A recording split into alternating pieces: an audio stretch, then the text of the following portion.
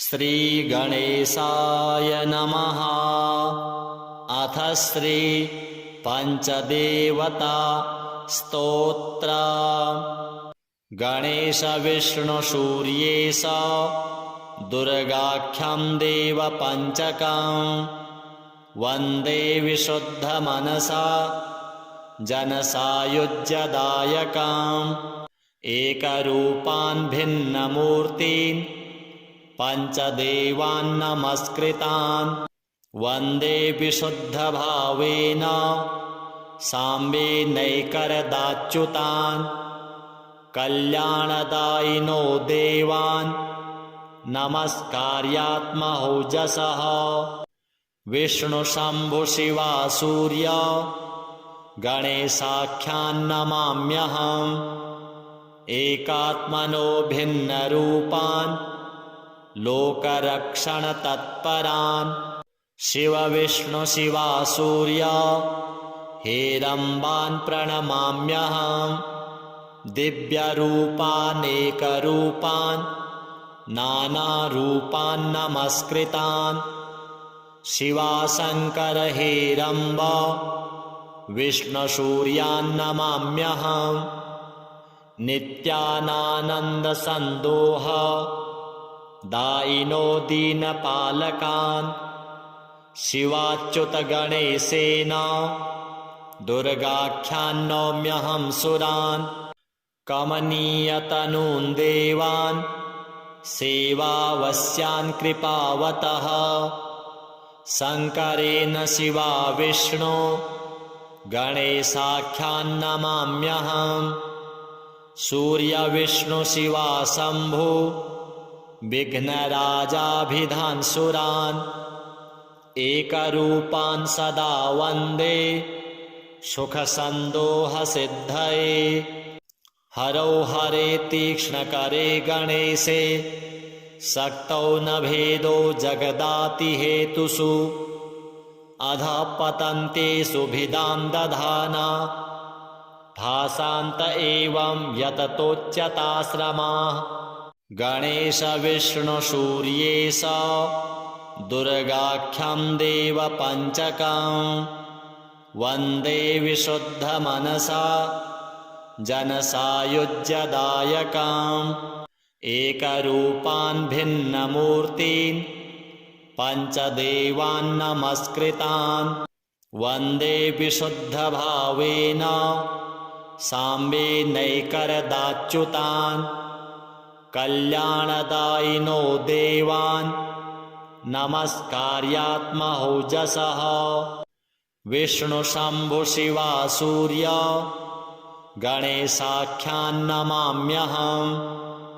एकात्मनो भिन्नरूपान् लोकरक्षणतत्परान् शिव विष्णु शिवा सूर्य हेरम्बान् प्रणमाम्यहम्।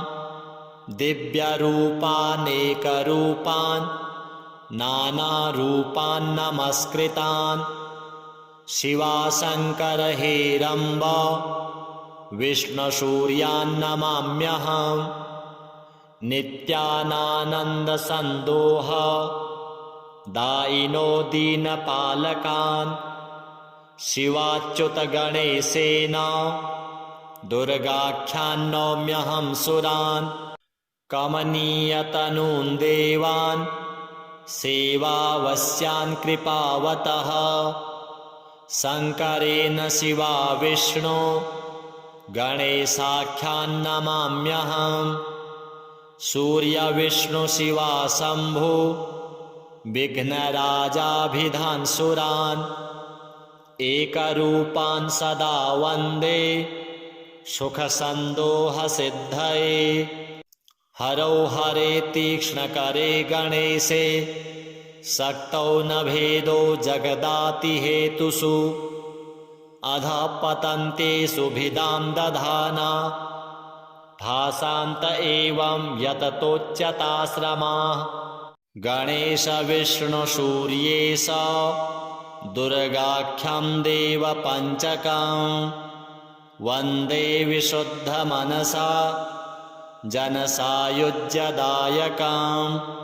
एकरूपान् भिन्नमूर्तीन् पञ्चदेवान् नमस्कृतान् वन्दे विशुद्धभावेन साम्बेनैकरदाच्युतान् कल्याणदायिनो देवान् नमस्कार्यात्महौजसः विष्णुशम्भुशिवासूर्य गणेशाख्यान् नमाम्यहम् एकात्मनो भिन्नरूपान् लोकरक्षणतत्परान् शिवविष्णुशिवासूर्य हेरम्बान् प्रणमाम्यहम् दिव्यरूपानेकरूपान्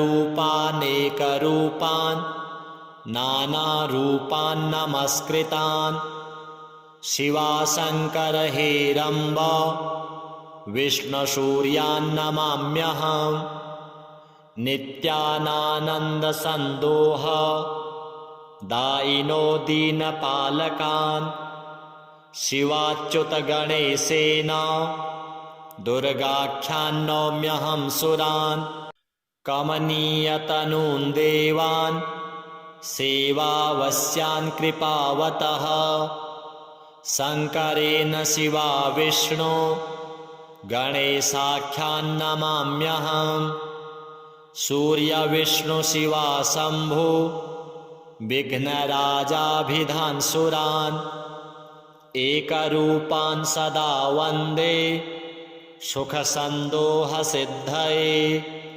हरौ हरे तीक्ष्णकरे गणेशे शक्तौ न भेदो जगदातिहेतुषु अधः पतन्तेषु भिदां दधाना भासान्त एवं यततोच्यताश्रमाः गणेशविष्णुसूर्येश दुर्गाख्यं देवपञ्चकं वन्दे विशुद्धमनसा जनसायुज्यदायकम् एकरूपान् भिन्नमूर्तीन् पञ्चदेवान् नमस्कृतान् वन्दे विशुद्धभावेन साम्बेनैकरदाच्युतान् कल्याणदायिनो देवान् नमस्कार्यात्महौजसः विष्णुशम्भुशिवासूर्य गणेशाख्यान् नमाम्यहम् एकात्मनो भिन्नरूपान् लोकरक्षणतत्परान् शिवविष्णुशिवासूर्य हेरम्बान् प्रणमाम्यहम् दिव्यरूपानेकरूपान्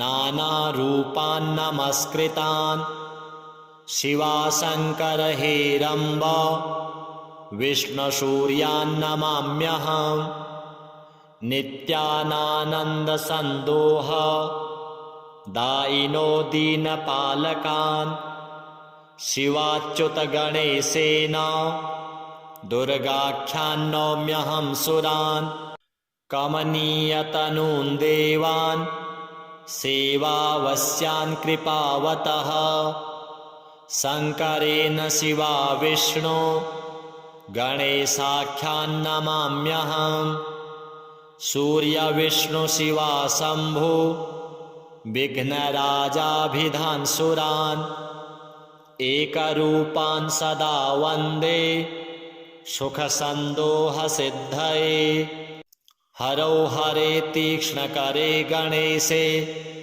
शक्तौ न भेदो जगदातिहेतुषु अधः पतन्तेषु भिदां दधाना भासान्त एवं यततोच्यताश्रमाः गणेशविष्णुसूर्येश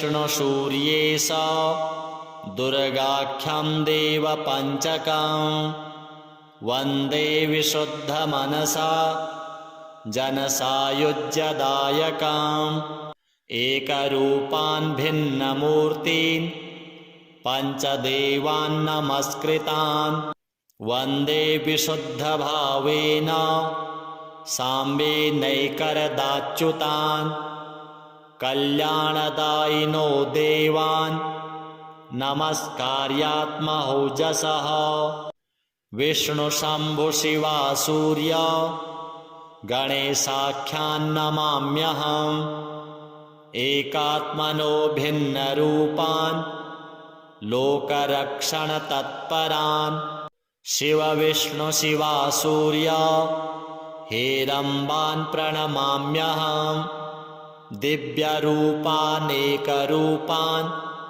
नानारूपान् नमस्कृतान् शिवाशङ्कर हेरम्ब विष्णुसूर्यान् नमाम्यहम् नित्यानानन्दसन्दोह दायिनो दीनपालकान् शिवाच्युतगणेशेन दुर्गाख्यान् नौम्यहं सुरान् कमनीयतनून् देवान् सेवावस्यान् कृपावतः शङ्करेण शिवा विष्णु गणेशाख्यान् नमाम्यहम् सूर्यविष्णुशिवा शम्भु विघ्नराजाभिधान् सुरान् एकरूपान् सदा वन्दे सुखसन्दोहसिद्धये हरौ हरे तीक्ष्णकरे गणेशे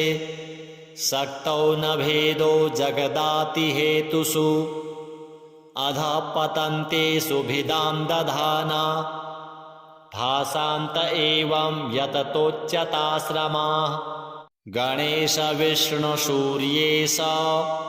दुर्गाख्यं देवपञ्चकं वन्दे विशुद्धमनसा जनसायुज्यदायकम्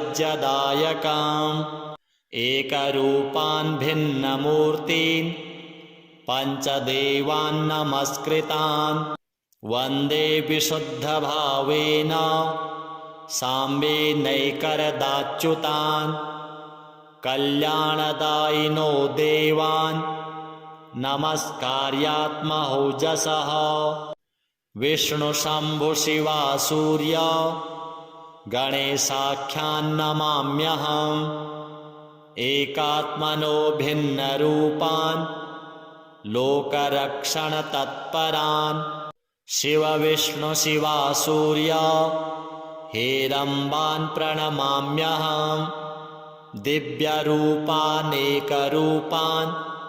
नानारूपान् नमस्कृतान् शिवाशङ्कर हेरम्ब विष्णुसूर्यान् नमाम्यहम् नित्यानानन्दसन्दोह दायिनो दीनपालकान् शिवाच्युतगणेशेन दुर्गाख्यान् नौम्यहं सुरान् कमनीयतनून् देवान् सेवावस्यान् कृपावतः शङ्करेण शिवा विष्णु गणेशाख्यान् नमाम्यहम् सूर्यविष्णुशिवा शम्भु विघ्नराजाभिधान् सुरान् एकरूपान् सदा वन्दे सुखसन्दोहसिद्धये हरौ हरे तीक्ष्णकरे गणेशे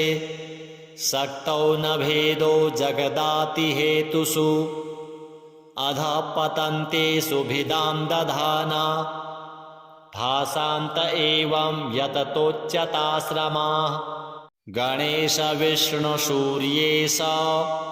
दुर्गाख्यं देवपञ्चकं वन्दे विशुद्धमनसा जनसायुज्यदायकम् एकरूपान् भिन्नमूर्तीन् पञ्चदेवान् नमस्कृतान् वन्दे विशुद्धभावेन साम्बेनैकरदाच्युतान् कल्याणदायिनो देवान् नमस्कार्यात्महौजसः विष्णुशम्भुशिवासूर्य गणेशाख्यान् नमाम्यहम् एकात्मनो भिन्नरूपान् लोकरक्षणतत्परान् शिवविष्णुशिवासूर्य हेरम्बान् प्रणमाम्यहम् दिव्यरूपानेकरूपान् नानारूपान् नमस्कृतान् शिवाशङ्कर हेरम्ब विष्णुसूर्यान् नमाम्यहम् नित्यानानन्दसन्दोह दायिनो दीनपालकान् शिवाच्युतगणेशेन दुर्गाख्यान् नौम्यहं सुरान् कमनीयतनून् देवान् सेवावस्यान् कृपावतः शङ्करेण शिवा विष्णु गणेशाख्यान् नमाम्यहम् सूर्यविष्णुशिवा शम्भो विघ्नराजाभिधान् सुरान् एकरूपान् सदा वन्दे सुखसन्दोहसिद्धये हरौ हरे तीक्ष्णकरे गणेशे शक्तौ न भेदो जगदातिहेतुषु अधः पतन्तेषु भिदां दधाना भासान्त एवं यततोच्यताश्रमाः गणेशविष्णुसूर्येश दुर्गाख्यं देवपञ्चकं वन्दे विशुद्धमनसा जनसायुज्यदायकम्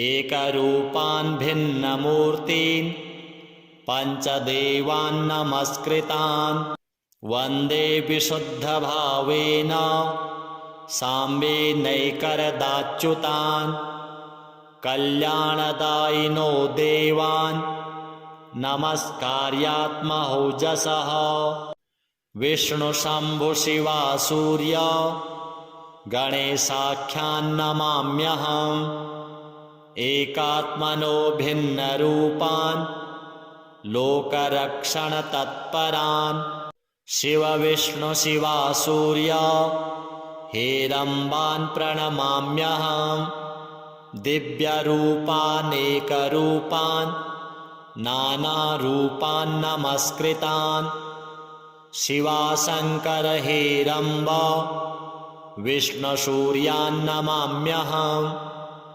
नित्यानानन्दसन्दोह दायिनो दीनपालकान् शिवाच्युतगणेशेन दुर्गाख्यान् नौम्यहं सुरान् कमनीयतनून् देवान् सेवावस्यान् कृपावतः शङ्करेण शिवा विष्णु गणेशाख्यान् नमाम्यहम् सूर्यविष्णुशिवा शम्भो विघ्नराजाभिधान् सुरान् एकरूपान् सदा वन्दे सुखसन्दोहसिद्धये हरौ हरे तीक्ष्णकरे गणेशे शक्तौ न भेदो जगदातिहेतुषु अधः पतन्तेषु भिदां दधाना भासान्त एवं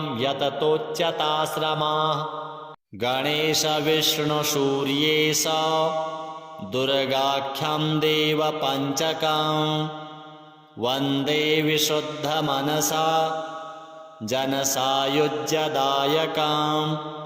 एकरूपान् भिन्नमूर्तीन् पञ्चदेवान् नमस्कृतान् वन्दे विशुद्धभावेन साम्बेनैकरदाच्युतान् कल्याणदायिनो देवान् नमस्कार्यात्महौजसः विष्णुशम्भुशिवा सूर्य गणेशाख्यान् नमाम्यहम् एकात्मनो भिन्नरूपान् लोकरक्षणतत्परान् शिवविष्णुशिवा सूर्य हेरम्बान् प्रणमाम्यहम् दिव्यरूपानेकरूपान्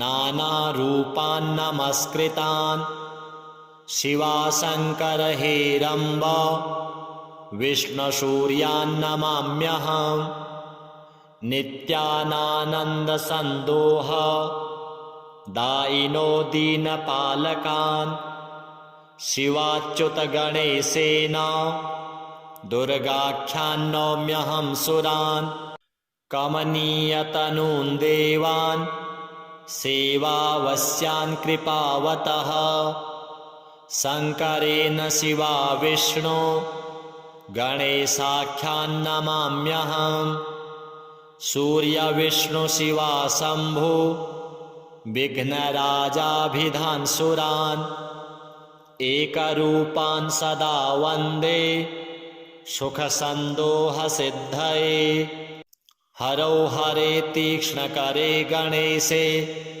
शक्तौ न भेदो जगदातिहेतुषु अधः पतन्तेषु भिदां दधाना भासान्त एवं यततोच्यताश्रमाः गणेश विष्णु सूर्येश दुर्गाख्यं देवपञ्चकं वन्दे विशुद्धमनसा जनसायुज्यदायकम् एकरूपान् भिन्नमूर्तीन् पञ्चदेवान् नमस्कृतान् वन्दे विशुद्धभावेन साम्बे नैकरदाच्युतान् कल्याणदायिनो देवान् नमस्कार्यात्महौजसः विष्णुशम्भुशिवा सूर्य गणेशाख्यान् नमाम्यहम् एकात्मनो भिन्नरूपान् लोकरक्षणतत्परान् शिवविष्णुशिवा सूर्य हेरम्बान् प्रणमाम्यहम् दिव्यरूपानेकरूपान् नानारूपान् नमस्कृतान् शिवाशङ्कर हेरम्ब विष्णुसूर्यान् नमाम्यहम् नित्यानानन्दसन्दोह दायिनो दीनपालकान् शिवाच्युतगणेशेन दुर्गाख्यान् नौम्यहं सुरान् कमनीयतनून् देवान् सेवावस्यान् कृपावतः शङ्करेण शिवा विष्णो गणेशाख्यान् नमाम्यहम् सूर्यविष्णुशिवा शम्भो विघ्नराजाभिधानसुरान् एकरूपान् सदा वन्दे सुखसन्दोहसिद्धये हरौ हरे तीक्ष्णकरे गणेशे शक्तौ न भेदो जगदातिहेतुषु अधः पतन्तेषु भिदां दधाना भासान्त एवं यततोच्यताश्रमाः गणेश विष्णु सूर्येश दुर्गाख्यं देवपञ्चकं वन्दे विशुद्धमनसा जनसायुज्यदायकम् एकरूपान् भिन्नमूर्तीन् पञ्चदेवान् नमस्कृतान् वन्दे विशुद्धभावेन साम्बे नैकरदाच्युतान् कल्याणदायिनो देवान् नमस्कार्यात्महौजसः विष्णुशम्भुशिवा सूर्य गणेशाख्यान् नमाम्यहम् एकात्मनो भिन्नरूपान् लोकरक्षणतत्परान् शिवविष्णुशिवा सूर्य हेरम्बान् प्रणमाम्यहम् दिव्यरूपानेकरूपान् नानारूपान् नमस्कृतान् शिवाशङ्कर हेरम्ब विष्णुसूर्यान् नमाम्यहम् नित्यानानन्दसन्दोह दायिनो दीनपालकान् शिवाच्युतगणेशेन दुर्गाख्यान् नौम्यहं सुरान् कमनीयतनून् देवान् सेवावस्यान् कृपावतः शङ्करेण शिवा विष्णो गणेशाख्यान् नमाम्यहम् सूर्यविष्णुशिवा शम्भो विघ्नराजाभिधानसुरान् एकरूपान् सदा वन्दे सुखसन्दोहसिद्धये हरौ हरे तीक्ष्णकरे गणेशे शक्तौ न भेदो जगदाति हेतुषु अधः पतन्ते सुभिदां दधाना भासान्त एवं यततोच्यताश्रमाः